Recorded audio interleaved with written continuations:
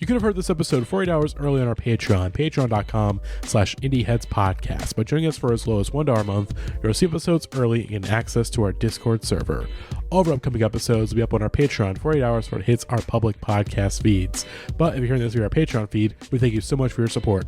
We especially want to thank our Real Ones patrons, including Becca Etienne, Georgia Mikowski, James Boss, Holiday Kirk, Tyler, Marcy Anime, Chance Holdup, Delaney Mothman, Josiah Duncan, Jenna, Matt Cameron, Grant in the Back of My Dragula, Pogba Escobar's Hippos, Jackson Chris, Jeremy Bull, Alex Krichmanoff, JP, Matthew Taylor, Breen Hare, Drew Wharton, I Like Books, Sarah Moore, Max Kapazinski, Mark Barry, Cal50, Piss Admiral Dildo Captain Antonio, Chris Wade, Midwest Maxwell, Kevin John, Jake Wald, Keep Autism Weird, Rob Marino, Max, Dylan, Zach, Kevin 490 Freak, and Maze Farms. To become a real one, consider supporting us for $5 a month on Patreon. You'll receive a bonus episode every month and get a shout out at the top of the pod. Anyways, though, enjoy the episode.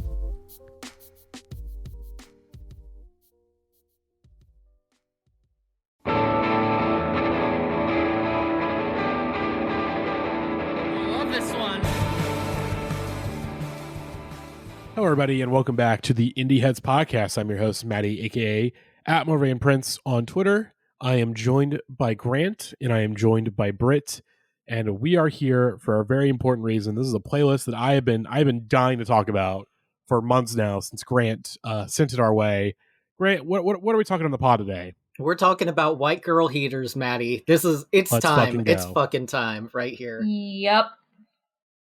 I'm not exactly sure what spurred this playlist in particular. I assume it has something to do with our Dick Ass of the Year recipient. I think so, in some ways. Which Britt has no idea what's going on there. Yeah. So back in the summer of 2022, Michelle Branch was arrested for domestic assault amid a split from her husband, Patrick Carney, Dick ass of the Black Keys. Dick ass. Oh, yeah, that's as like we are a now calling very him. smug-looking man. Just Exactly. very gross. He outkicked his coverage. Yes. So they have been married for 3 years, and they have 2 children together, and not very long after the birth of their second child, the rumor is that Carney was cheating on Branch. I want to say either with his publicist or his manager. One of the two. Someone on his team. Someone on the Black Keys team. And Gross. so filed for divorce. Yeah, she found out while she was breastfeeding his child at home. Yes. And soon after, again, she went off on him and probably slapped him in the face. And either he called the cops or someone in the neighborhood called the cops. I think it was him. Called the cops, and she was arrested for domestic assault because Patrick Carney is a huge bitch. And he sucks. What a baby. It's a Take case a where slap like a man. That really, again, I don't want to be like fucking pro. We went into this discourse on the year-end episode, the pod awards, but it's just sort of like, look, if you cheat on your fucking wife, especially your wife who just had your fucking baby, a slap is what you deserve. She gets getting slapped in the face. It's what you deserve. You can have like Probably a one more. pass. Yeah, one pass. We don't endorse hitting your spouse like on the Indieheads podcast, but like in this situation, I can't say I blame you, Michelle. Yeah, you have it. You're not wrong. But sadly, sadly, that's it. Sadly is maybe not the best word, but for us, it just seems like I wouldn't take him back after that. But they canceled the divorce, got back together, probably for the sake of the kids. And at least as of October, they were making out at a bar in Los Angeles. So Do they better. are back together You for the can time do being. so much Michelle, better. you could he's do so better. gross looking.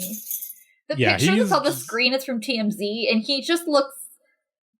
He looks bloated. He looks like a turtle. He looks like a bad Dana Carvey character. Oh my god, he Yes. does. Yes. Like he would fit right in being made fun of on Wayne's World. Yes, but thankfully the case was dismissed because, of course, it was, because that's fucking stupid. Don't try to get your wife arrested. Don't try to get your wife, the mother of your children, arrested because she got mad at you for cheating on her.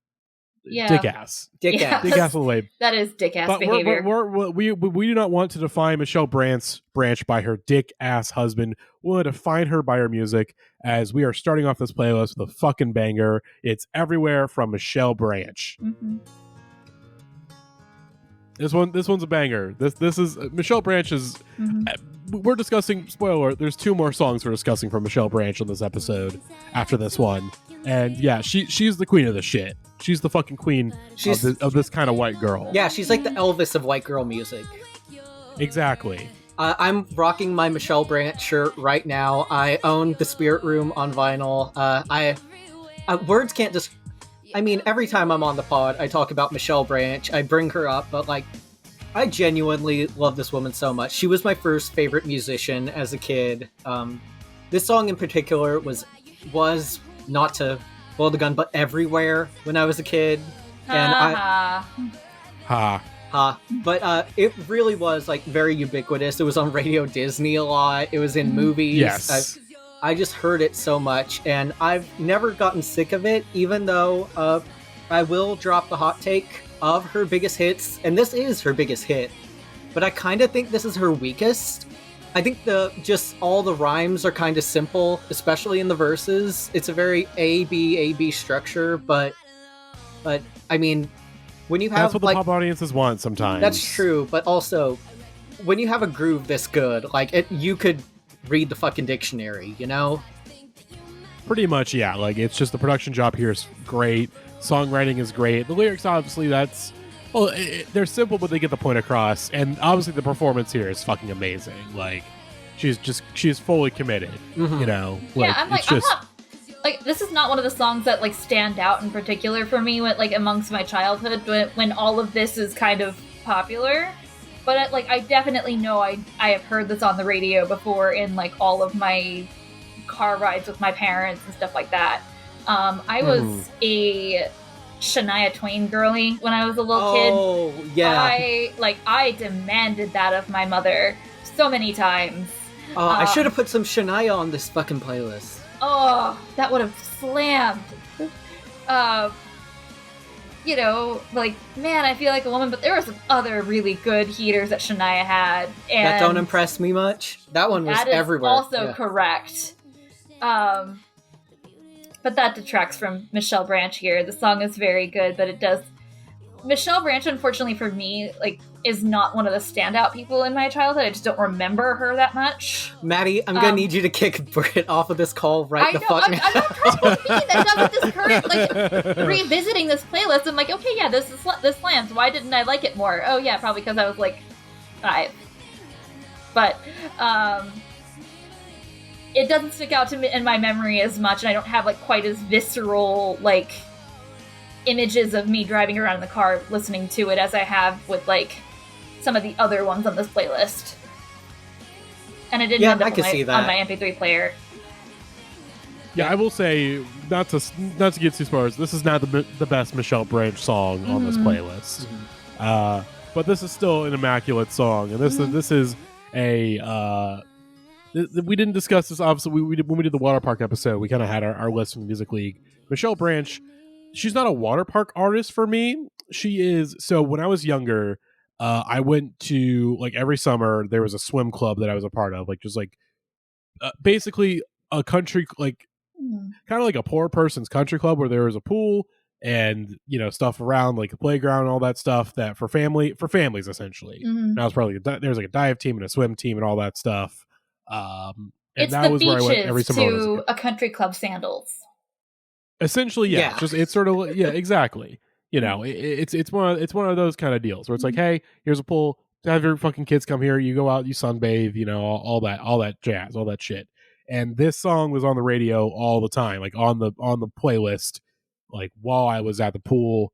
So I have very fond memories of this song and of this artist because again, she dominated, like, the adult contemporary, like, radio stations. Like, she fucking dominated those stations for a hot minute. And this one's a fucking banger. Yeah. This is a banger, and I feel like it perfectly kind of ties the knot of sort of like the post grunge movement and the adult contemporary stuff. Like, it seems like it kind of, it isn't, you know, like totally post grunge. it's not like butt rocky enough to be like post grunge, but it's also too edgy for like adult contemporary. But even then, she still was able to like meld those kind of bridges together in a really awesome way. This song rocks. Yes. I think you mentioned the water park connection, and I would say one of these songs by Michelle Branch I would absolutely call a water park song because I heard it a lot at the water park. But I could very easily put most of this playlist into like 3 categories. One is driving home after like a long day at like the park or something. Another one is songs you would hear at like an ice cream shop, and then the other one is water park music. And for some reason, these are all very distinctly separate to me, but they're all kind of under the same umbrella as like good childhood memories. And so I just really love all of these songs, but especially the Michelle songs because they're so ubiquitous to me. Yeah. But nevertheless, our next song, which I'm not even going to say it, I'm just going to play it. Yep. You already know what the fuck it is. That's like right. Such an iconic little like opening couple of notes. I mean, we could just say right now, like, is this like the most universal song of the early 21st century? Because I would say there's a real chance of it being a yes. Just those first few notes, like who doesn't know 1,000 Miles by Vanessa Carlton? It's certainly up there. It's definitely got to be up there of like one of like the defining songs of like the early 2000s. Yeah, especially because it is endured. Like, I think maybe there's certain songs that were very much a part of the times. This song still gets like a ton of airplay, still gets like a ton of like love and probably like sync placements and all that stuff. And like this is still a big song. Memes made about it. Like the number of like making my way downtown memes. Like I remember a Tumblr era of just a whole bunch of memes of like making my way downtown. And of course, Terry Crews and White Chicks. We got to mention that. Oh yes, of course. An iconic scene. I mean, there's a lot of comparison between Michelle Branch and Vanessa Carlton. I mean, not to everyone take a fucking shot, but Todd in the Shadows has his own podcast, the Song versus Song podcast, where they specifically put these first 2 songs up against each other. And I gotta listen to that. 1,000 Miles did win, and I can't be mad at it, but I do think Michelle is a more consistent songwriter.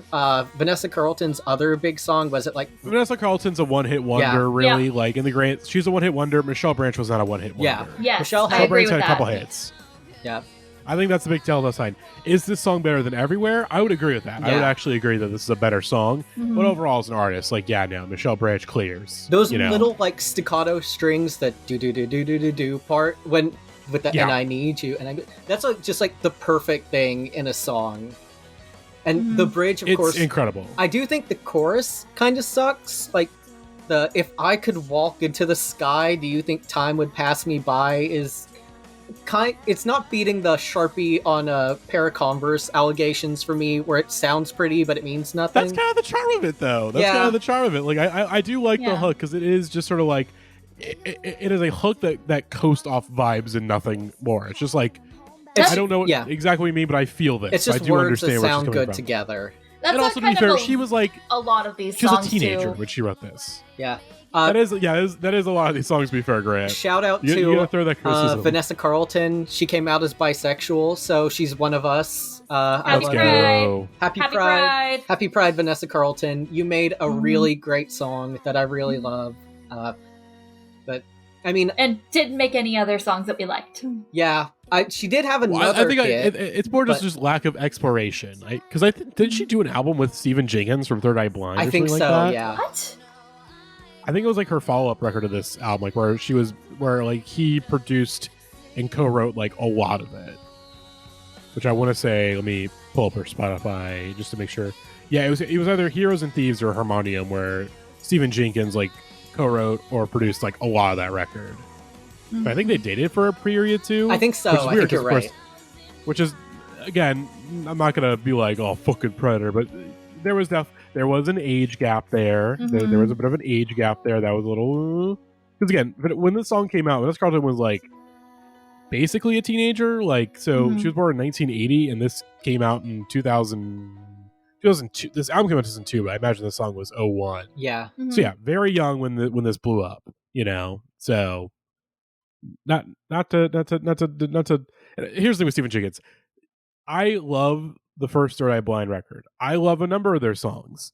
I do a couple of their songs at karaoke like all the time. Stephen Jenkins, bad dude by all accounts. Yeah. Just like an interpersonal nightmare. Here's the thing: at the very least, he's just a huge dickhead. Like that's just the minimum of what's been said about him. Where it's like, yeah, that dude is just like a huge dick. Oh shit!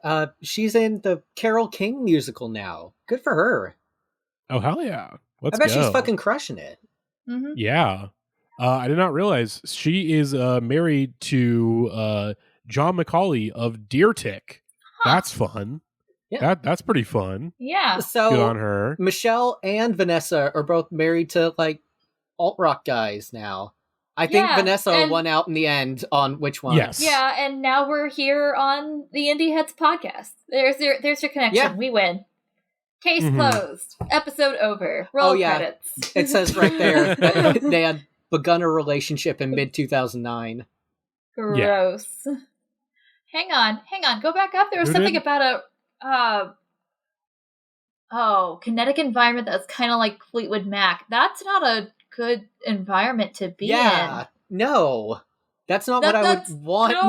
No. Just because Rumors is good does not mean it was made in a good environment. Look, here's the thing.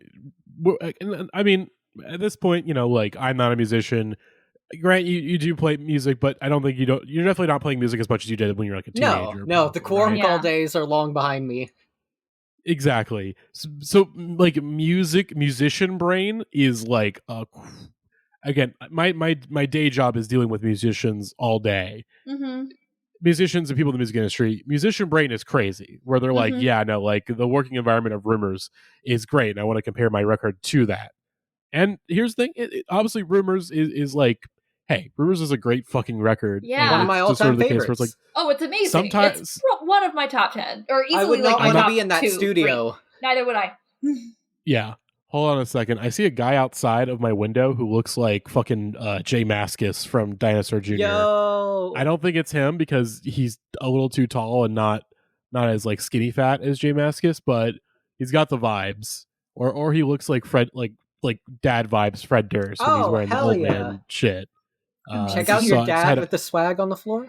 Just had to point that out because he's right outside the Rock and Roll Ralphs, or a block away from the Rock and Roll Ralphs. Nice. Anyways, this song is great, and it is a case of hope. Like I said, if they're on good, if they're on decent enough terms to where they want to make the music, that's fine.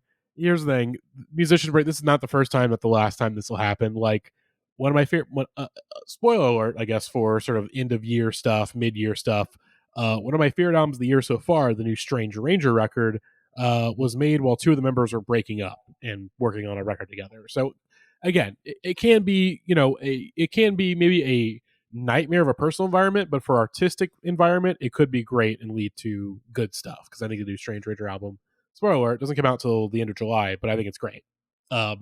Or in a similar case scenario for a band whose record also came out this year, the Water From Your Eyes record, although not the one that came out this year, the one from 2 years ago, Structure, where that was made after the two members like broke up and sort of were kind of trying to figure out basically trying to reacclimate, being like, well, how do we be a band after this? Great record. Marty, I'm gonna be real with you, Chief. I've only listened to one album all the way through this year, and that's Smokey Robinson's Gasms. That's fair. You're not on this podcast for being a new music person. That's true. Yeah. That's not what we hired you. I live in the past. Yeah. Although, she lives in Pawtuxet Village, Rhode Island, that's fun, isn't? I learned some things about Rhode Island today. With Peter and Quagmire. That's true. I mean, how far is it from Quahog? Oh my God. You know who we haven't heard from in a while? We haven't heard from our favorite Quahog son, Alex. It's been a while since we've heard from them. So Alex, if you're listening, hope you're doing well in Quahog, Rhode Island. Hold on, hello. Her wedding and say hi to us. Her wedding was officiated by Stevie Nicks. Oh fuck yeah! That is amazing. That's incredible. You go, Vanessa Carlton. God damn. I want my wedding officiated by Stevie Nicks. Come on. Same. Hell yeah. How'd she get Good that? for her. Yeah, I mean, actually, no. I mean, probably that's what do happens when know. you're a but, famous like, musician. Yeah. Famous musician, they get around. Good for her. Well then, let's keep it rolling though. Let's keep it rolling with again another one. Just gonna start playing it because here's the thing: most of these songs are just like I'll play it and you all will know. Yep. I was surprised that you picked this one, Grant. Between this and the other one of her songs. I mean, it came down to 3 for me. Yeah, those first 3. Yeah. But this, to me, this played in every water park I've ever been in my fucking life. Yeah. This song fucking got around. It did. Wasn't this written by one of the New Radicals? That would make sense, but let me double check because I know he got around as a songwriter. No, I don't think it was. What's his name? I think it was the other one that was. Danielle. Yeah, Danielle. Yeah, Danielle Brizois. All right. Yep, yeah. Holy shit! Yeah. Half of the main songwriting duo of New Radicals, who would go on to appear in 5 Runs versus Maroon 5, the bonus episode. That's right. Because they wrote all the music Someday for that. We'll know. Someday We'll Know. And they wrote that one, but that wasn't the one, the Adam Levine one. The one about the lion kissing the deer or whatever? Lion kissing a deer, yeah. That's all. That comes from the minds of New Radicals. Lost Stars? Lost Stars from Begin Again. What was he doing? Okay, again, it's been a while since we've done like an Adam check-in. I feel like we you were just looking they do have a new Adam's song. These are also just like that's all. This is also kind of like a definitive thing about this playlist too, and like these songs in particular. Like while they sound very nice, it's very much background music. You kind of do have to like, and so you don't really pay attention to the lyrics because they mean nothing. All of this is in like those first couple of years after like 9/11, so I'm guessing that like nobody really wanted to write anything out like serious. They just wanted to vibe, and that's fine.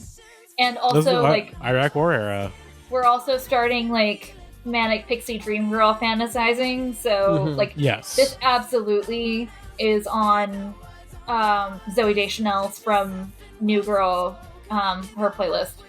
Definitely, yes. Oh yeah, this whole playlist is just hers.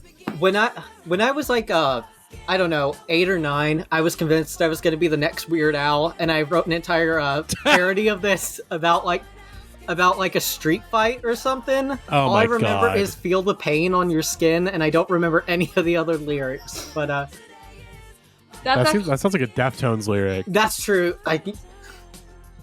This came out also at an age where I was also kind of like, this is when I started to understand singing along to songs and memorizing lyrics and stuff, and so I'm like jamming to this song as if I had any business, and as if like I'm having so many different thoughts as a little 8-year-old here, 7-year-old me. What am I gonna do? Yeah, these are things that 7-year-old me definitely vibed with. This is like I don't know. This is like the most water park song that wasn't on the water park playlist to me. Yeah. Shout out to Natasha Bedingfield. We barely mentioned her. She was on The Masked Singer. She got eliminated on the same episode as Johnny Rotten. She has a brother that is like a one-hit wonder.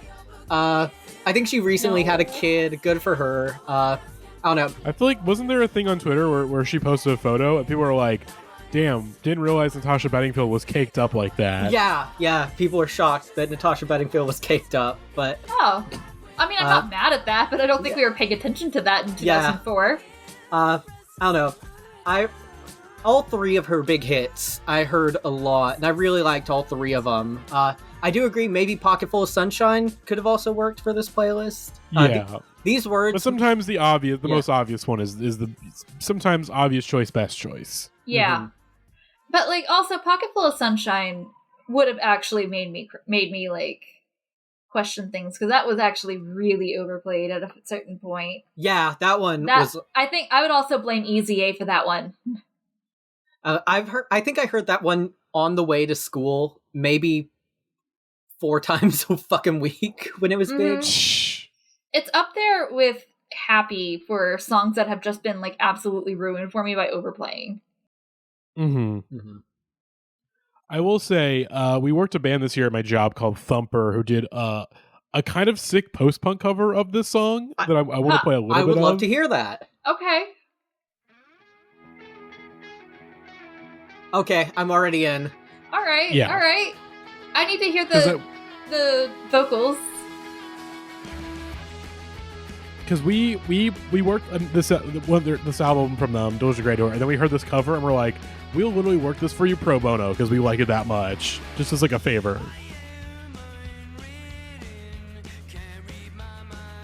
Oh, dude. All right. All right.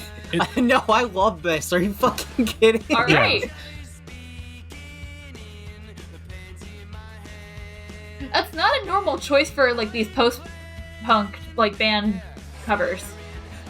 I don't know. Sometimes there's this like irony with it. When me and Gavin were in a band and we would play at shows, like we talked about this a little bit on the YouTuber music episode, but every battle of the bands we joined, there'd be like 4 or 5 metalcore bands, and they all thought it would be hilarious at the time to do covers of Call Me Maybe, and the joke got old after the first one.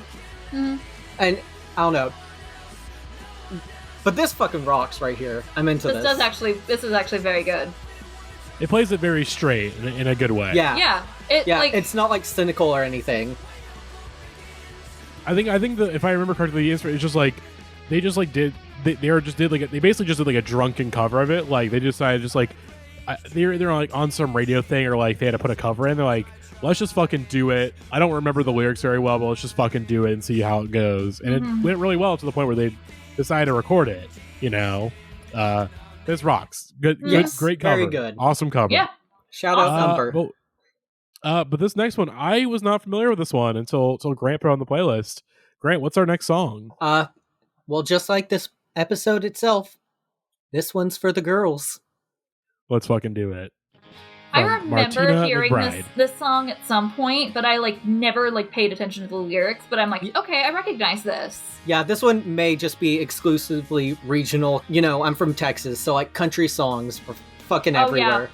Yeah. It definitely popped up on like my grandparents' like country music playlist because they played like that country music station all the time.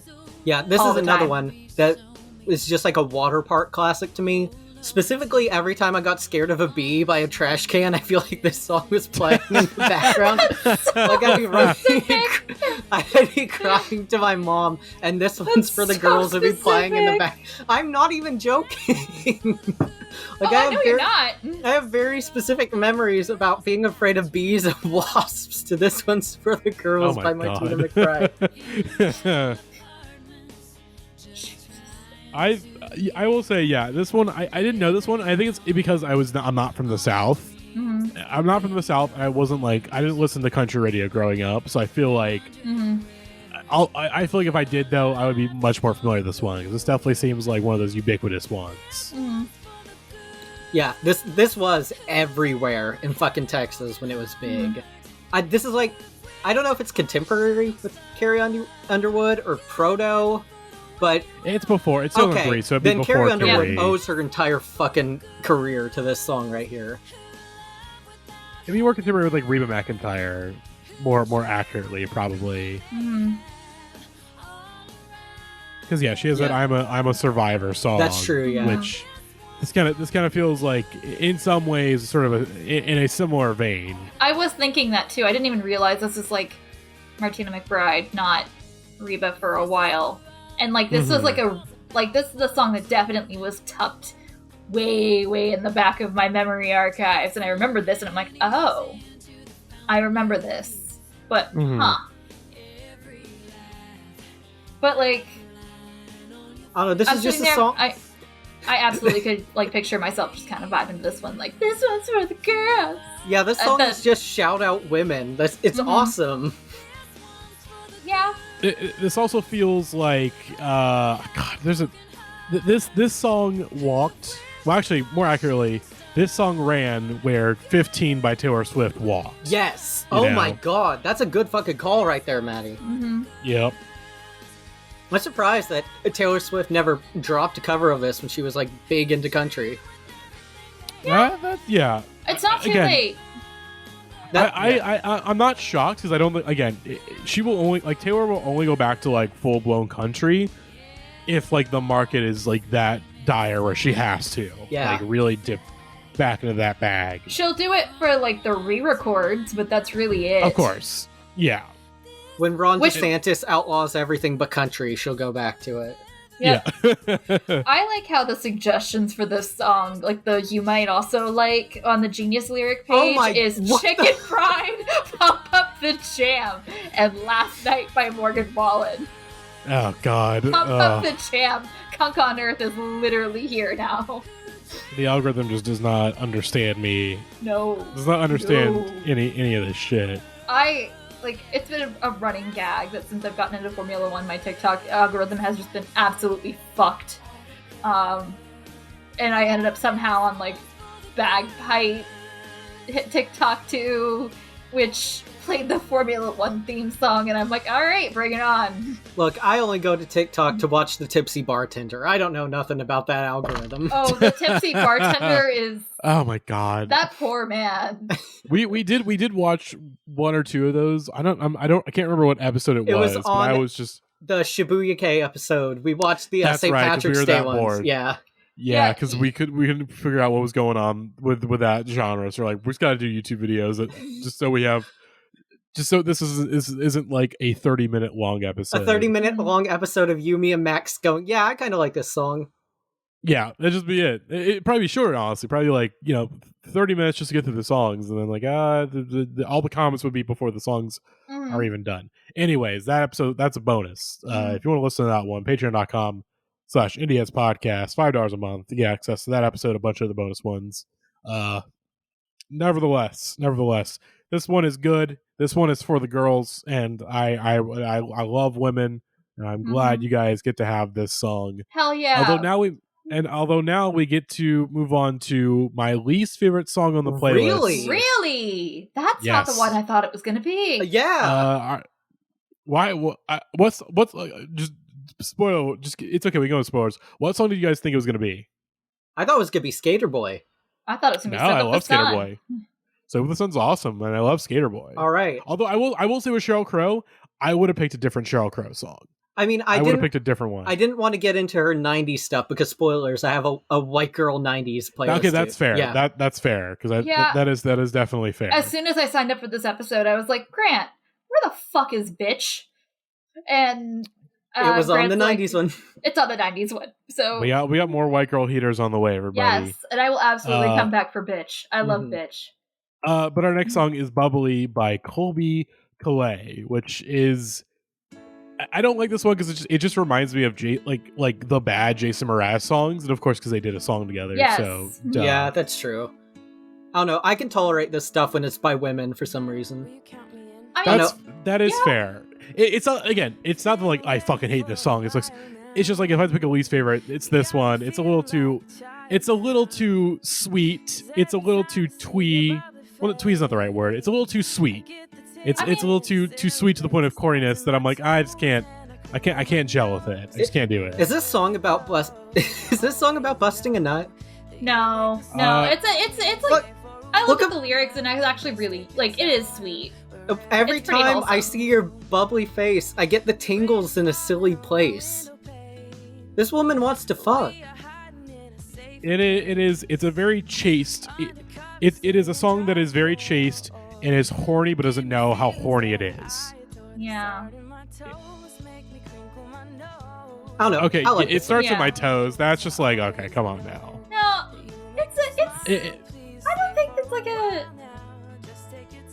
I don't think it's a case where it's like this song. It could be interpreted that way. I don't think it's that way, but it's just it's very easy to go to that. I think that level. I think this because one of my friends got in trouble for singing this in church once, and the preacher told him it was about blowing a load. So like, Jesus. Would a pastor lie to you, Maddie Monroe? Yeah, pastors love to lie. Like they love to lie and do trickery and things of that nature. Yeah. Oh, so, that would have been. I just again, listeners, you don't know what's going on. The one that I'm looking at. This is the Sheryl Crow song that I expected to be. Also a good pick. Yeah. There's a great cover by Motrover of the song that I mentioned. Fiddler also did a cover of it. We're not gonna mention fuck Fiddler. Gav's gonna kill you. Fuck it, dog. Your band sucks ass. Yeah, this song it's corny. It's just a little too corny for me. It is a little corny, but like this is like the anthem of Starbucks, you know? Yep. Yes. This album definitely was like on sale in the little CD rack at the register at Starbucks. Yes. This and fucking what's her name? Norah Jones, yeah. Yep. And I think I would argue that another song on this playlist in her album definitely would have been for a couple of these. I'm looking down and I think I know which one you're talking about. Yeah, there's two of them I think that would probably end up on this. But anyway, I liked this song. This is one of those songs that I actually do have more vivid memories of singing along to and like vibing with. I don't like the Will You Count Me In at the beginning. It just doesn't make sense. But, you know, the rest of it, like, it's cute. And I, like, maybe, unlike the rest of you bitches that might be listening, hey. I am in a relationship. So I'm in a relationship? I feel it, like, I feel the song. Smitten. Let me feel smitten. I like this song. I remember a lot of AMVs to this one. I wasn't watching. Yeah, I wasn't watching on that corner of AMV YouTube. Look, I wasn't watching Linkin Park AMVs. I was watching Colbie Caillat AMVs. How did I not know I was a f***it until I was in high school? Let's be honest. God damn it! I guess I will say I did because when we put up the video version of last week's episode, I just didn't censor anything. Oh, okay. Like, I feel like if you pay $1, you should get to hear the slurs. You should get to hear the slurs if you're paying us money. If anyone even watched that, and again, if Barely March is going to get canceled, you got to pay some money. Yeah, you got to pay some money to cancel Barely March. Not me though. I'm allowed. We're allowed to say. Yeah, we're allowed to say slurs, Matty. Do you want to harmonize and say? No, we don't need to do it again. We don't need to do it again. I'm hoping this is going to be an easy edit. Right. So I'd rather. Okay. One bleep is enough. I'm sorry, I said the F word. It's okay. It just comes out sometimes. Look, I was gonna say to Michelle Branch, I was gonna say my full home address on a later song, so I'm not gonna do that now. I mean, if you're gonna say your home address, that's fine. Do it again. If you want to do a Wilfer throw, that's on you. I just gotta block it. Michelle Branch, if you ever want to come meet your biggest fan, come to. No. My phone number is. Oh my god! Jesus I hope Christ. a rabid Michelle Branch fan also just starts sending you. Michelle Branch is going to kill me. I'm censoring that stuff. You gotta decipher some of that. Again, if you want the uncensored version of Grant's home address and phone number, well, hey, patreon.com/IndieheadsPodcast. Join Discord, and just ask Grant for it, and he'll probably give it to you. He'll probably just give it to you. Michelle Branch fan club headquarters. Exactly. You know, like if you gotta pay a toll. You know, it's a toll road. You know, you want the addresses of the Indieheads podcast members. You gotta pay a toll. Simple as that. Gotta pay a toll. It's only $1. Yeah, only $1 for the Michelle Branch fan club. That sounds like a fucking steal to me, in my opinion. Yeah. I don't know. Sure. Y'all want to do that? Y'all feel safe enough to do that? Yeah. Mm-hmm.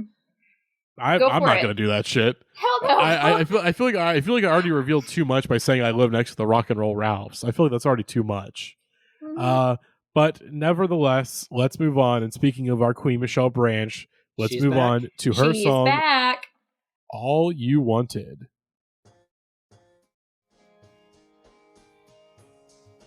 This one again, another banger from Michelle Branch. Who could have guessed? Who could have known?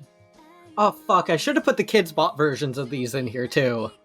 There's so many Michelle Branch Kids Bop covers. It's oh my god. There's one for Everywhere. There's one for All You Wanted. There's one for the next song we'll talk about. There's one for Are You Happy Now? There's one for The Game of Love. They didn't do Goodbye to You or You Get Me. That's a bummer, but that is definitely a lot of white girl heaters in that or in the Kids Bop canon.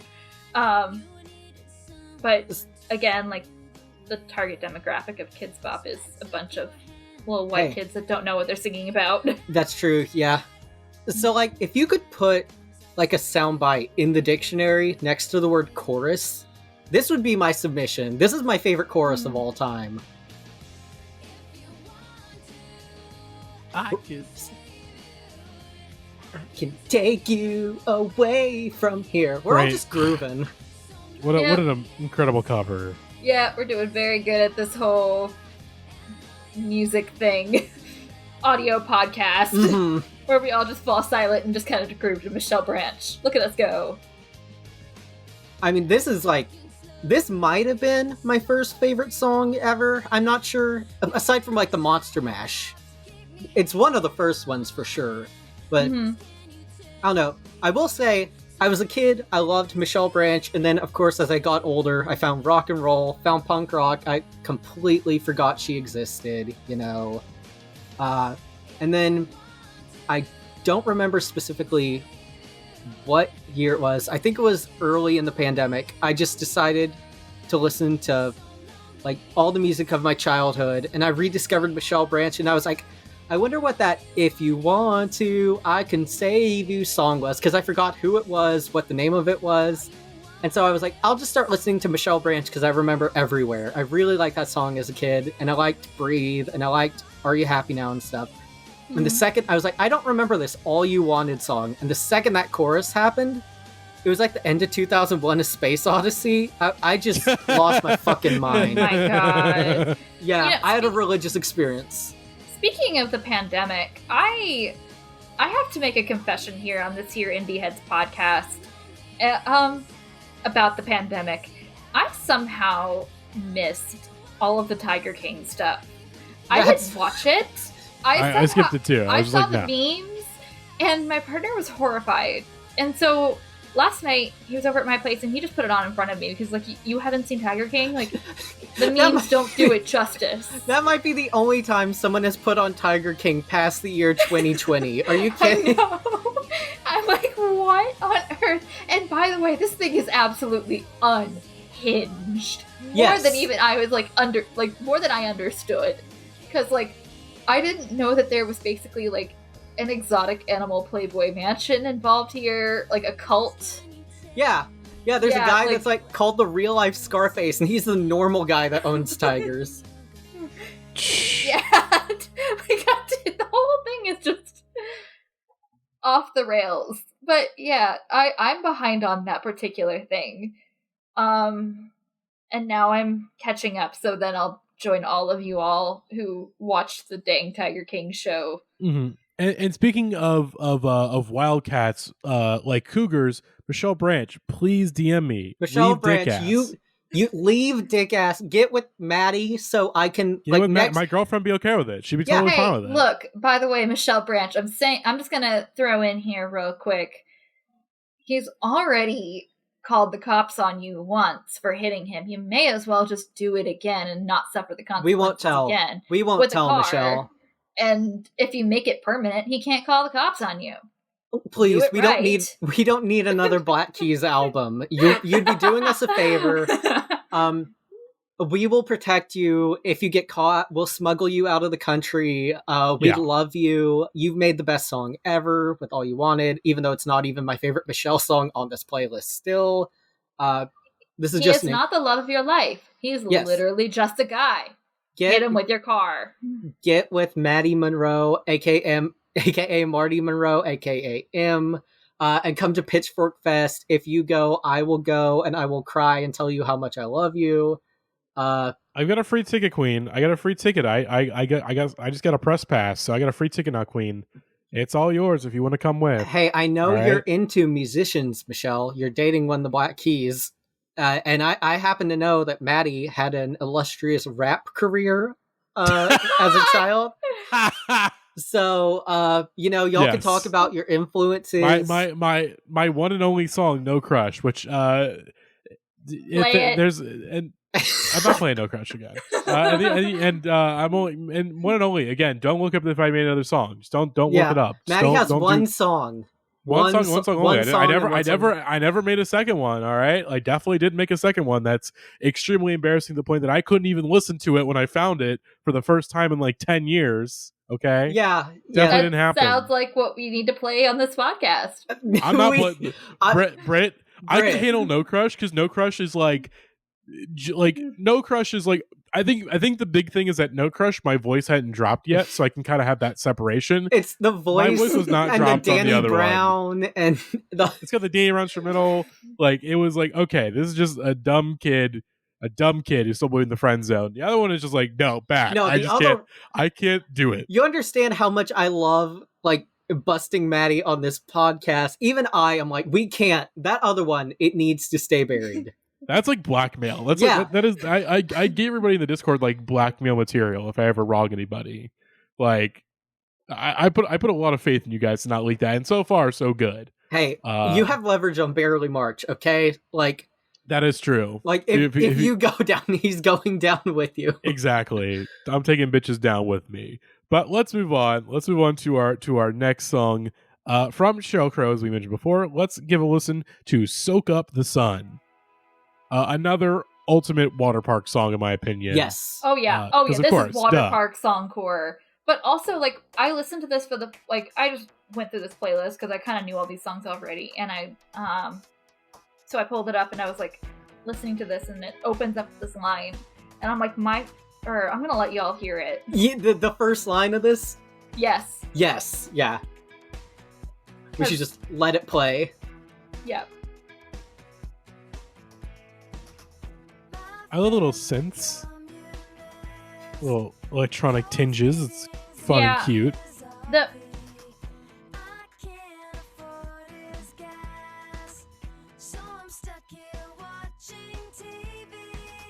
Insane line. Yeah, like this is like the same level as like Lana Del Rey and Norman fucking Rockwell, where she opens up like, "Goddamn man child, you fucked me so good that I almost said I love you." And like drags his ass, and it's like, I feel like you're describing like half of the people who listen to Red Scare. Yeah.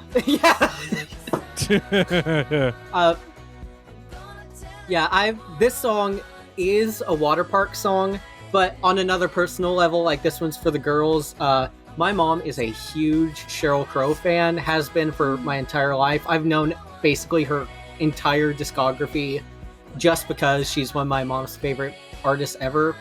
So I distinctly associate this with like long car rides, like to visit my grandparents, especially like going home and like a sunset playing while this this song is attached to so many very good childhood memories. So I could never truly be objective about it, but I do think that this is a very well made song.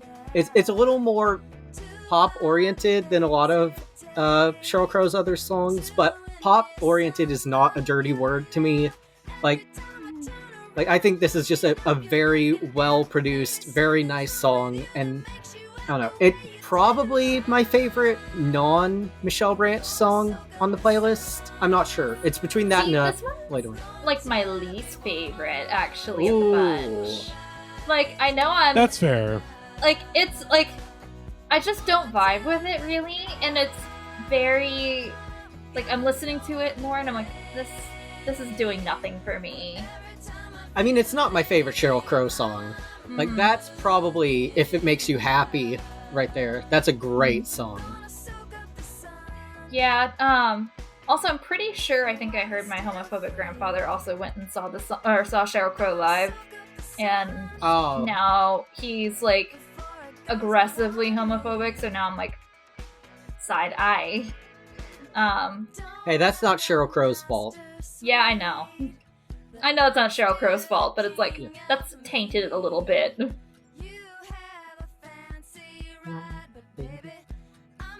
Is this the only song that has the words diddly squat in it? Oh yeah, there's not a whole lot of songs that say like diddly squat. But I will say with Sheryl Crow, does anyone remember one of the news stories about Sheryl Crow that I remember is that there was a controversy about her because she's something about like only using like one thing of toilet paper per use. Oh my god, yeah. One which square I of think was toilet definitely being paper. which I think was being like misinterpreted probably. I thought it was Like- either like her or it was Gwyneth Paltrow. Both of those would track. Gwyneth probably uses no toilet paper. Let's be honest. Yeah. She's raw dogging it. She's got skid marks in her underwear. Yeah.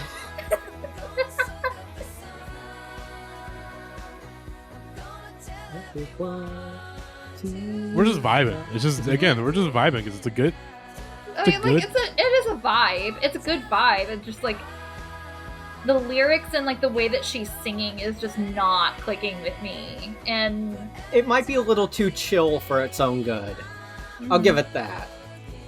Yeah, it's again, it doesn't have the fire of like the '90s material. Yeah. but it makes Which, sense. You know, once like she's again, pretty cool down. Maybe I should have just saved Sheryl for the 90s episode, but You can It's still a white throw girl her in there heater. too. I mean, she's one of the ultimate white girl heater artists of all time. Yes. She's one of the ultimate cookers. This next artist also is. Yes. This next song I also had zero business singing along to, but my brain, little kid me, was like, oh my god, hazel eyes? I have hazel eyes. Now I can agonize. Now I can sit here and angst. It's about me, right? Right? Yes. Yeah, that's what little kid me was thinking here. So let's just get to it. It's fucking Behind These Hazel Eyes, Kelly Clarkson. while I was listening, this is good. I love the drum fill in the beginning. You could alternatively go. There's a couple songs on this record you could have gone for. Yeah. I mean, there's a big obvious one. Since You've Been Gone, but for this playlist, this fits the vibe a lot better than Since You've Been Gone, which is just like it's Kelly Clarkson, Max Martin, and Throw Up Noise. Yes. Dr. Luke, who just lost trying to reverse engineer maps by Yes. I have That's great. never in my entire fucking life ever been through a breakup, but when this song comes on, I am like, fuck my ex. I hate my fucking ex. You broke me and I'm gonna kill you, you know? I mean, like, this song, like, I had no business feeling like this when I was listening to this the first time.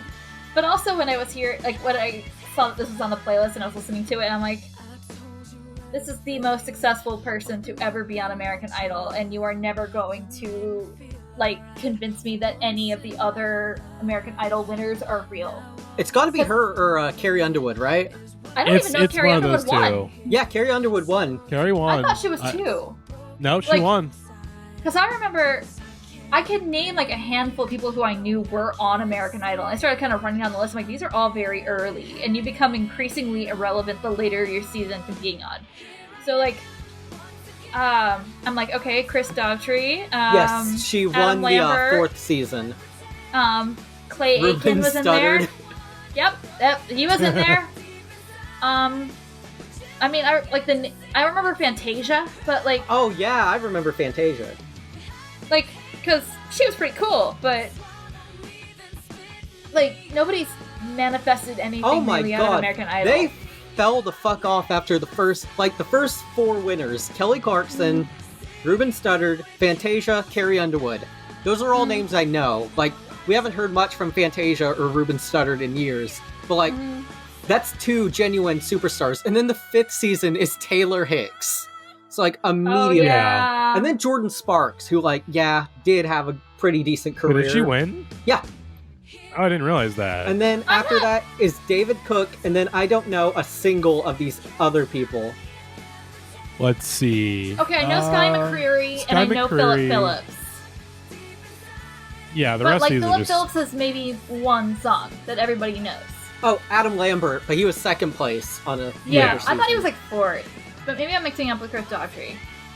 I think Daughtry was fourth. Lita Wise he's got a bit of an audience because I think we worked like a radio campaign for him at my job. But that's the extent. Yeah, Kelly and Carrie were the two big ones, and I Kelly and Carrie, those are the two. Kelly is the best one, obviously. Yeah, especially this album. It's just hit after hit after hit. Yeah, it is. Like, Breakaway, Since You've Been Gone, Because of You, just... Yeah. Was Miss Independent on this one, or was that on another one? That was the first I one. think That was it the might first have been record. on this one. So that album was the first fucking record. stacked. Jesus. Yeah, it was on this one. Yeah, Miss Independent's on the first one. That was like one of the. It was like that, and like a moment like this were the only hits really. From Oh, that yeah. record. Oh my god, yeah. So they weren't like huge hits though, and I was like, okay, like what's going on here? And then obviously Breakaway. Yes. You get like Behind These Hazel Eyes, Since You've Been Gone, Breakaway, Because of You. Oh, yeah. You get a lot of hits, and obviously, I mean, throughout the early 2010s, also decent amount of hits there. But obviously, she kind of realized, okay, like hits are drying up. Mhm. Let me find a pivot, and that pivot was, of course, becoming a daytime TV talk show host, Which has been lucrative for her. Yeah. She does like a bunch of covers. She's still pretty Like, successful. on that show. Good for her. Yeah, but also, like, my mom fills me in a bit on her. I believe it's her. But, she's going through, like, a really nasty divorce, and her ex-husband is, like, trying to take everything. Oh. Which Fuck is that guy. gross. So, yeah. Her ex-husband's like a nobody, and he basically just wants all of her money that he profited off of her. And of course, it's not like she got married when she was famous, because she didn't have a prenup, so they're kind of like fighting over that. It's really ugly. Yeah. So he can join the dick ass club. Yes, and Kelly Clarkson's husband, you're dick ass. Yeah, Kelly Clarkson. Yes. He's not the love of your life. Hit him with your car. Just hit him with your car. Just hit There's him nothing with wrong with that. If there's anything you learn from this episode, it's okay to hit your husband with a car sometimes. Yep. Yep. Do y'all remember from Justin to Kelly, her shitty movie after American Idol? Yeah, but that the studio made her do, even though she and Justin Guarini did not want to do that movie like at all, and they both like disowned it pretty quickly. I've never heard of this movie, and it's probably for the best. Yeah, it's awful. That tracks. Yeah, but let's keep it rolling. Let's keep it moving. This one is, it's not my favorite of the playlist, but this is top three, maybe my number 2 on the entire playlist. Yes. Love song, Sara Bareilles, who has had of the people on this playlist has had one of the most shockingly successful careers, because one that you don't realize, like, oh yeah, like, because she did the music for Waitress on Broadway, which is one of the biggest Broadway musicals in like the last 10 or so years. She's had a very successful career. Almost everybody here in some ways has had like a pretty successful, like some like really had like a peak and weren't really able to like maintain it or kind of go on and do something else. Like Michelle Branch, love Michelle Branch, hits dried up at a certain point. That's Carlton, one hit wonder. Natasha Bedingfield, by the end of the 2010s, it was, or by the early 2010s, it was over for her. I'm sorry, Sara Bareilles. She did the music for the SpongeBob SquarePants musical. Incredible. Oh, let's fucking go. Oh yeah, and now she's like she's like a TV actress now, isn't she? I don't know. Sara Bareilles? Yeah. Are you mixing her up with check. Mandy Moore? She's on a... Yeah, you may mix her with Mandy Moore, potentially. No, she has a filmography on her Wikipedia. Oh, there's a Waitress musical movie? Okay. Oh, I think it just like came out. I think they were like just screening it during Tribeca, which shout out Lily Mikowski. If you can grab it, the stream for it at Tribeca, you can watch the I Hate People, People Hate Me. Exactly. Shout out. She's in Wait. Yeah. Yeah, she's main character on a Peacock show called Girls 5 Eva now. I see. But yeah, that was like a side character on Community. Ooh. Oh, it's got 7.2 out of 10 on IMDb. I see. Is this a Peacock how many thing? reviews though? How many people have watched it? 10K watch list, and then it's like a ratings 5,000. 4.6K. Yeah. Okay. All right. a Which lot. Not the most, but you know, the people still. Oh, it's about a one-hit wonder girl group from the 90s. I might actually have to check that out. Yeah. Busy Phillips. Okay. Paul Bell. Renee Elise Goldsberry, cool. Wow. Got some notable people in there. Yeah. Okay.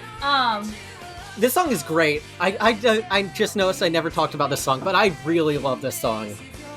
This song is also very like Zooey Deschanel, Manic Pixie Dream Girl. 100%, yeah. I think this came out like right at that very beginning too, before it turned into like the feminist girl boss thing of like Brave, and before it became like forced quirk. Mm-hmm. Like this feels authentic, but yeah, it's still quirky, but like it's still it definitely set a trend in its own right, or was like slightly ahead of the curve. And there's nothing wrong with being ahead of the curve there. Like, it's not a derogatory comment, but like the two are very like you can't untwine them from my brain. This doesn't go full Nora Jones. Yeah. Because it helps that it's not like slow. It's like it's got some fucking muscle in the production. Yes, there's some speed to it. You know, like there feels like. Insanely catchy chorus. I really enjoy this. Mm-hmm. I'm not gonna write you a love song. Pokemon pun. I had to bring that up. Everyone in the Discord has been sending this video of this guy who does a parody of this, where he just adds as many fucking Pokemon names as possible, and all the comments are like the most 2012, like you win the internet for today, gentle sir shit. It's been a meme in the Discord for a while. I have to shout it out. Oh my god. But epic video. Just look up I'm Not Gonna Write You a Love Song on your own free time. But right now I'm grooving to Sara Bareilles, and I think the song is very good. It is a good song. This is a great song. I think it also did fall victim to overplay, unfortunately. Yeah. Which, like, I understand why it was overplayed, because it's a good fucking song.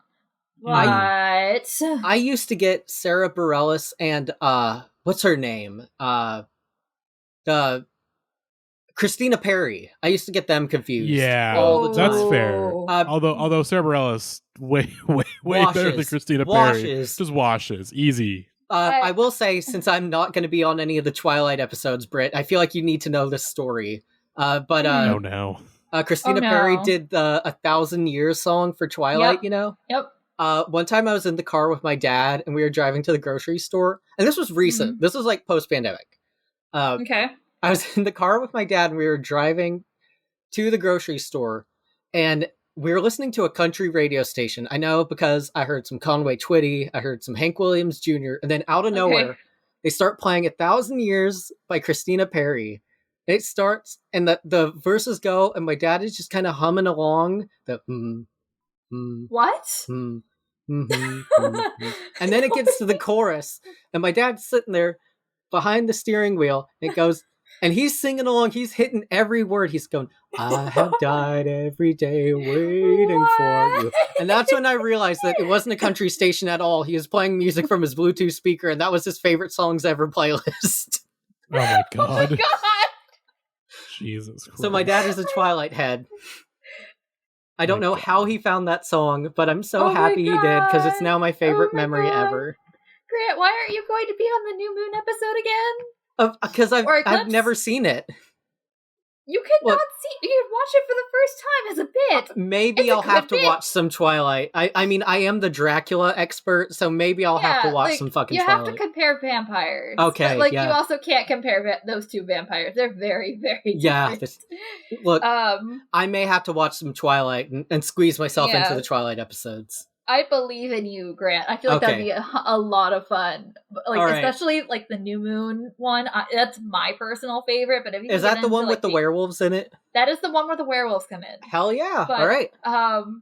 Which is also like, by the way, Twilight's also happening in the background of like all of these songs too. So like, okay. Like it's in that time period. Okay. All right. I'm in. Yeah, it's all kind of interconnected, and like for some reason, the Twilight soundtrack just baffles me with how, like, indie it gets. Muse? Muse is not indie. But, well, yeah. You know, AJ, don't crucify me, AJ. I'm sorry, but... Look, all music is indie music if you think about it. The mind thinks independently and it makes music. All right. Speaking of, let's talk about my favorite indie song ever. Our next songs. I sent a very good tweet about this song to the chat before this episode because it popped up, and it's the cardboard cutouts of for Barbie and Oppenheimer, and it's like he was a punk, she did ballet. I think I'm gonna try to do a Barbieheimer double feature. I think I want to do that. I think it probably might be able to be done. My friend Luke was like, I'm gonna do it. Well, oh shit. Ah, damn, I don't know if I can do it because if I do it, it's not gonna be until not until I get back home and because it comes out Pitchfork Fest weekend, so I'm gonna have to figure out how to do a Barbieheimer at some point. I'm just going through Catatonic Use right now. Catatonic Use on Twitter because I gotta find a really important video. But I love this song. I've loved it since I was a kid. This is real punk rock. Black Flag, Misfits, Fugazi. If you listen to Fugazi instead of Avril Lavigne, fuck you. You're wrong. Avril Lavigne had a massive discography that just affected my psyche so much as a kid. More than Kitty. I probably reasonably should have. That I ironically liked, but I'm gonna pull up Avril Lavigne's discography for a bit. But that was I had fun with that one as a kid. But when I was a kid, I had this album, and there was a song called "Naked," and I would skip over it every single time because I didn't want to get in trouble for listening to a song called "Naked." Yeah, I listen. Oh, she has a song with Travis Barker now. Oh hell yeah! And one with Mark Hoppus. Yeah. Although anyway. she is, of course, she was engaged to that fucking mod son guy, and now she may or may not be dating Tyga. Hey, she should have stayed with Chad Kroeger. I kind of agree. Not beating the bad taste in men between that and the Sum 41 guy. Taste in men, she did questionable. date the Sum 41 guy. She was married to him. She was? I think they were married. Holy shit! Yeah, that's a lot of taste divorce. in men, questionable. Alright, I just sent a Catatonic Use video to the chat that we gotta watch when the song is over. Oh, Jesus. But just looking at the thumbnail, I'm very worried already. There were a lot of songs that I banged to as a kid that I honestly had no business banging to as a child in here too. What the hell? No business. Yeah. Girlfriend. Let's see. Absolutely no business. This song is kind of the proto Misery Business. Yeah. A little bit, yeah. And less problematic. Yes. Yeah. I remember also distinctively that there was a cover of, or a version of When You're Gone that played exclusively in Virginia that came out, or that was edited with some kind of Virginia Tech shooting tribute. What? And I feel like I'm making this up, and I feel like I have gaslit myself into You've this. You've Mandela affected that. I don't know where this came from, but I feel like it existed. Because I live in Virginia. That definitely would have. Oh god. I actually unironically love this video. This is actually precious. Okay, hang on. It's gonna be a little loud. I'll turn it down in post, but this might be a little loud for y'all because the Twitter app on my Mac does not have volume control. And she gives me more confidence because these ties, I would have gotten made fun of if no one knew who Avril Lavigne was. We would have never been recognized as punks with wearing our ties unless an artist like her stood up and said, "This is my style and the world has to know it." What do you love about all these girls have the flattest hair I've ever seen. I've never seen anybody wear a tie. And Can you show us now? and then she goes like this, and then she goes. What do you guys think? Pretty good, huh? Fall and you crawl and you break and you take. Why is she your So rock true. idol? The song, it goes, he chose weed over her. That's too much to ask. It sort of happened in the past, so, and then she's very complicated. Why don't you guys give us your best Avril Lavigne right now? All right? From What you yelling for? Lay back, It's all been done before. Got the backflip slam dunk all figured out? Been practicing that? Oh yeah, practice that every day. Every day. Awesome. Well, best of What luck. the fuck? That is actually the fucking front flip dunk? What the fuck? That was I've never actually seen precious. All these That was kids cute. talking about how Avril Lavigne has affected them. I actually love that video. It's I hope adorable. I hope all those kids are doing well. All of them had the flattest, just straight ironed hair. All of them were wearing ties and like striped wristbands. That's precious. We need to bring it back. I feel like so I went to go look up this YouTube video or to see if I could find a YouTube version of like the Virginia Tech version. Oh my god!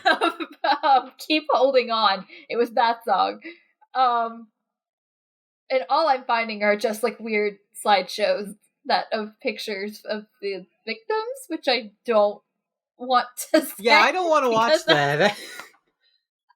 I don't know why I'm thinking of this, and I feel like I don't know where this memory came from. Look, if there was an episode of this podcast where a mass shooting tragedy and my home address were both mentioned, I wasn't thinking it was going to be the White Girl Heaters episode, but here we are.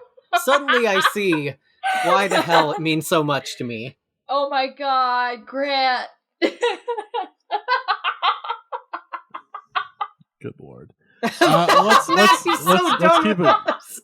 keep it going. We got 2 more songs left. This one in terms of the canon is an all-time heater. KT Tunstall, Suddenly I See. This one could have easily been slotted into the VH1 episode. Yes. Also, this one's a heater. Again, a couple heaters, from this era. This track, Black Horse and the Cherry Tree, like. Both heaters, both inescapable. Yes. This one definitely for sure. I'm gonna need a lesbian to give me a sapphic interpretation of this, because I get lesbian vibes from this song. Like, look at those lyrics and tell me that it is not a lesbian song in some capacity. Let's check Wikipedia and see if we get any information. I'm hoping she's not like canceled or whatever. I did look her up because I was trying to figure out like what happened to her too. Apparently, she like had her dad or her stepdad or something was like basically turned out to be a fascist, and she got really mad and disowned him publicly. Oh, geez. Because he started running for like the British Fascist Party. Yeah. Ooh. Well, I had to double check. She did write a song called "Get Your Tits Up, Sweet" for the movie Bad Moms, so that's something. That is unironically one of my parents' favorite movies for some reason. Like, that is one of the movies that continually comes on in my parents' household. It's that and Pitch Perfect. My mom loves it. And she loves a Bad Mom's Christmas. That's a mom movie, so I get Suzanne it. Vega. Let's see, personal life. She was married to a country. She was for the British National Party. It's always great when she has a controversies. Yes. When she publicly criticized, stating that the artist can't fucking sing after several fans compared the two musically. Tunstall would apologize, saying that she did not want to be involved in a public feud. Tunstall clarified her comments in 2017, stating, "I had total respect for her, and I felt terrible about saying it. It was more anger at the journalist rather than her, and I have apologized on so many occasions since." Okay, so that's really about nothing. it. That's nothing. That's like a very mild controversy, but also just like I called out Dido. That's it. White Flag's a good fucking song. White Flag is a good song, so I'm surprised that also did not make the list, but yeah. Also, Scottish. Shouts out Scottish excellency. I'm Scottish. Or my ancestry on my dad's side Scottish, so shouts out. Suddenly I See was a campaign song for Hillary Clinton? I'm not surprised. Here's the thing, Grant. The unfortunate part of this era of music is that about half, if not more, of these songs could be campaign songs for Hillary Clinton. That's true, yeah. So yeah, fight but song, they were Brave. cooking. They were cooking. Compare that to fucking Fight Song, Yeah. Fight Song is trying to be is one where of these. The white girl heaters go to die. Yeah. Mm-hmm. This one though, it's a heater. Yep. One thing that also baffled me is when I was sitting in a Bernie Sanders rally, and all of a sudden I heard the sleigh bells on Bernie Sanders' campaign playlist, and I was like, "What?" Is it those? Is it the duo sleigh bells? Yes, the song or the band. They have "Real" as a campaign song for Bernie Sanders. And I'm like, well, I guess if you're gonna use any sleigh bell song, I guess that would be the one to use. That is the one that's like more. Could you imagine Bernie walking out to AB machines? Demons.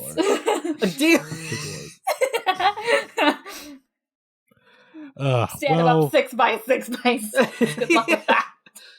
God. Unironically. Well, let's wrap this playlist up. We got one last song. Oh man, and it's the best one on the damn playlist. It's right, and you should say it. It's "Breathe" by Michelle Branch. This song fucking rocks so hard. So I thought this was gonna be a completely different song because I thought there was I thought of a different song that has like "Breathe" in the chorus, and then I'm like, I remember this song, but I thought it was something else. I don't even know what the other song was. It just goes like "Just Breathe" or something like that. Mm-hmm. I don't know. I'm gonna. So I am the bit guy of the podcast. Sometimes I don't talk about music on a sincere level a lot. A lot of irony, a lot of bits, a lot of Draculas.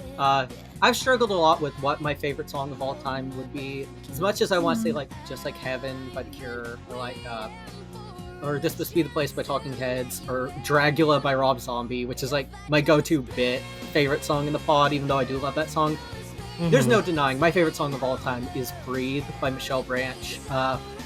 In 2020, last year, I was laid off my job for the first time in my life, and it basically emotionally devastated me for 2 months, and I kind of reverted to a catatonic state where I wasn't talking to my boyfriend, I wasn't talking to my family, I just kind of sat in bed, and I felt nothing, and when I felt something, I felt sad, and I decided I would try to reconnect with my childhood in some capacity, and I bought an original Xbox and just games that I would play as a kid, and I made a playlist of songs I liked as a kid, and one of them was this, and I thought it would make me feel better, and instead I was just crying playing Grab by the Ghoulies for hours on end until "Breathe" came on, and it made me feel like not sad for the first time in weeks. And I said, okay, if you feel low, Grant, just listen to "Breathe" until you feel better and you don't feel bad. And so every time I thought I was gonna cry, I would put the song on, and it worked every single time. That chorus just takes like the gravity out from under my legs. I genuinely like this part right here, this little pre-chorus that goes into the chorus. It's like bridge area. Genuinely was the first thing to really get like my brain sparking and saying, you will be okay and you'll feel better. And it's that reason that I genuinely love Michelle Branch so much to this day, because this is my favorite song of all time. Aww. And Dracula, poop, shit, fart. I could go back to being ironic now, but not to talk smack. I thought this song was the song that Lizzie McGuire sang in the Lizzie McGuire movie. Maddie, you're gonna have to kick Britt off of this call right now. It's not derogatory. My brain just made that association. You thought this is what dreams are made of? It's been a while since I've watched a Lizzie McGuire movie, you know, alright? Fair enough. That song's a bop too, but this is the best thing Michelle has ever made, in my opinion. It is very good, but it's also very Lizzie McGuire core. Yeah. Which is not a bad That's thing. all this I like playlist, Lizzie though. McGuire. It is also that. Lizzie McGuire... Actually, wait, was Lizzie McGuire like the original Manic Pixie Dream Girl? She might have been. I mean, one of them, probably. I mean, before... Like, what was the character that started Manic Pixie Dream Girl? It was Kirsten Dunst in Elizabethtown, right? Mm-hmm. Maybe. Let me see what Let's Wikipedia Google some says. Manic Pixie Dream Girl white girl heaters. Manic Pixie Dream Girl. Of course, now our Manic Pixie Dream Girl music is like fucking Grimes and shit. Yep. Now. Oh, yeah, Kirsten Dunst Okay. in Elizabethtown. Okay, so Lizzie McGuire was before that, so she may have actually been our first. Mm-hmm. I'm surprised that this is a term from I'm surprised this is a term that only dates back to like 2007. I feel like it feels like it's been around for as long as I've been alive. At least as early as like could've, before. Like, I guess they do kind of go back to like bringing up Baby and Katharine Hepburn and then Holly Golightly.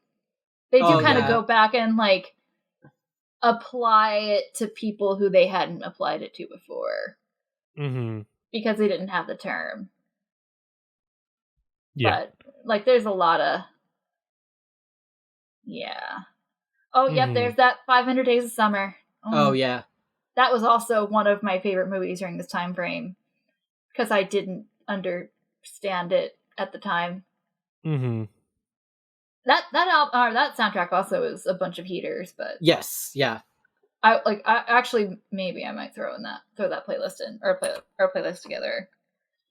Indie darling music playlist would be so insane, and we would all hate it because we would talk about good music attached to terrible movies. You know? Oh yeah, yeah. Like, New Slang by the Shins. Garden State soundtrack episode. Jesus. I don't think you guys want to cover the 500 Days of Summer music because like immediately there's like 2 Smith songs. Oh no, yeah, that's right. We're not bringing up that dick ass. That'd be a whole thing. But no, this song is amazing. Grant, your story moved me. You know, like I'm sending you smooches, Matty. It's just songs like that. Yeah, just like it's always like songs that get people out of funks. You know, like just something just breaks through the noise, and it's like able to like finally kind of reach you and grab you in like a real way. Like I think that was me. You know, that's been me in a number of points in my life where I hit some kind of funk or hit some kind of emotional block, and then just some song comes through and just like breaks me out of it. Yeah. And that's why I can never go to a Michelle Branch concert, because I know I would cry in front of her. And she would love that though. I would also probably threaten her husband in front of her. That is you just gotta suppress that part. You gotta suppress that part. I think she might roll with it though. Shout out to Gay Alley, Michelle Branch. She loves her gays. She did a song with a drag queen. She's awesome. I love her. Yeah. Let's call it a pod again. Right. These are great songs, and Grant, you've got more white girl heaters to discuss. Well, Matty, I hope you're in touch with your inner white girl now. I would say like, so. This is fun. Like, you're welcome to come hang out at my little girl boss apartment. And, hell yeah!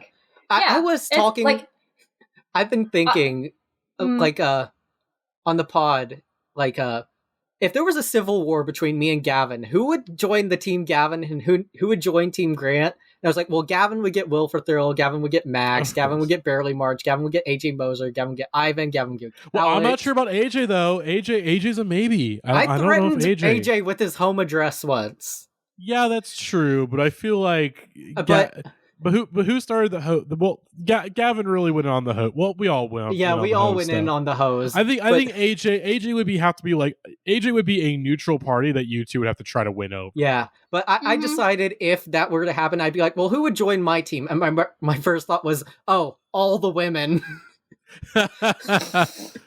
Yeah. Where do you again? I'm not going to reveal my answer, Grant. Where do you think I would side in the Civil War? Well, you've known Gavin for longer.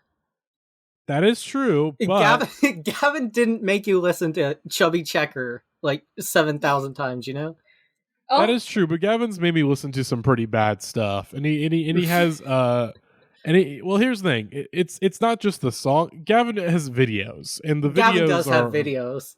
Gavin's got the videos more often than that lead to the real psychic torture. Oh my! I just remember that Gavin made y'all watch like Paw Patrol diaper shit. I've changed my mind. We're on Team Grant. I'd probably be Team Grant. Although again, me and Gavin. The thing with Gavin though is that me and Gavin, we've been through the fucking trenches. You know, like you've been to Gavin's apartment. I've been to Gavin's apartment for one. But we've been through some fucking shit together. You know, like we survived some goddamn shit together. Ex-ambassadors.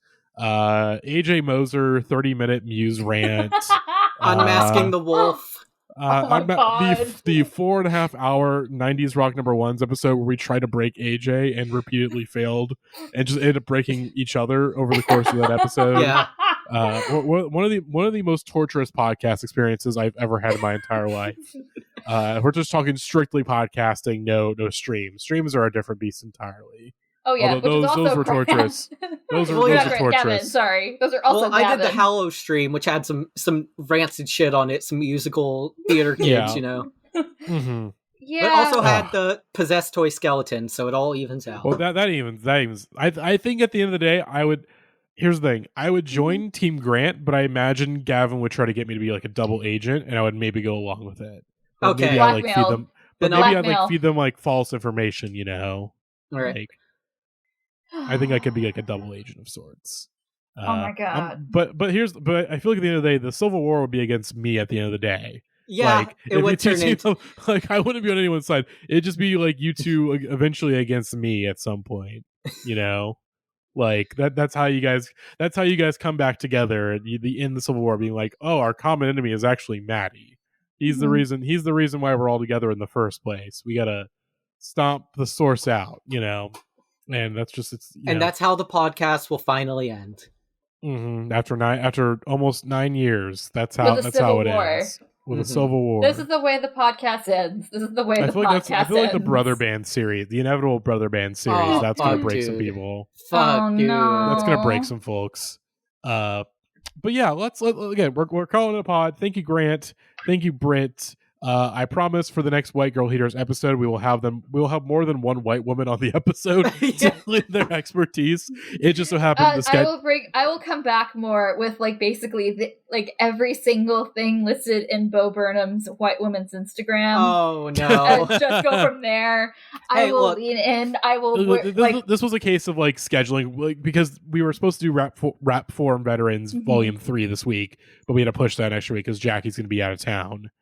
So this was sort of last minute put together. If we had more time, we would have gotten like Natalie on the pod for sure. So we got to make sure. Matty, I play a white woman on Instagram, so I'm close that now. Too. I spent $100 on a pair of fake tits this month. I gender affirming care. Yeah, they're detachable. So that sounds actually like a thing that people normally do. Actually, or at least maybe it's because I have a friend. I have a friend who's a drag queen locally here too, so that makes sense. Yeah, what you should take away from this episode is that I'm normal. I mean, sure, Grant. Sure, you are. You didn't just. How much money was the fucking skeleton toy? How much was that? That one was about 60, 70. And Jesus Christ! I've spent maybe, not to spoil it, but maybe $300 on merch of a certain band for a certain thing I'm working on with my brother, so I'm normal. Oh, I'm very worried about what that's going to be. So you should know what band we are buying merch of, Matty. I mean, Gavin just buys weird shit all the time. What band makes a lot of merch? Is it a chubby? Is it chubby chicken? Matt, what band do we have every day of the week, like celebratory? Oh yeah. Of course, no. Of course. Oh, no. Oh god. See, I block out the Kiss stuff. Hey, I just every day to survive in the Discord, I just have to block certain things out. Kiss the Wilkes Twins at gmail.com. Send in your auditions. All right, then let's call. All right, we got to wrap it up. Let's call it a pod. Thank you everybody for listening. We'll see you all next week. Next week we are doing Rap Forum Veterans Volume 3 next week for sure. God bless. Hopefully, we got a fun special guest coming on for the episode. Maybe another, but for sure one good special guest, a returning guest too. We have not had the pod in over 2 years, so very excited to have them back on the pod for the end of the Rap Forum Veterans trilogy. So we'll see you all next week, and bye-bye.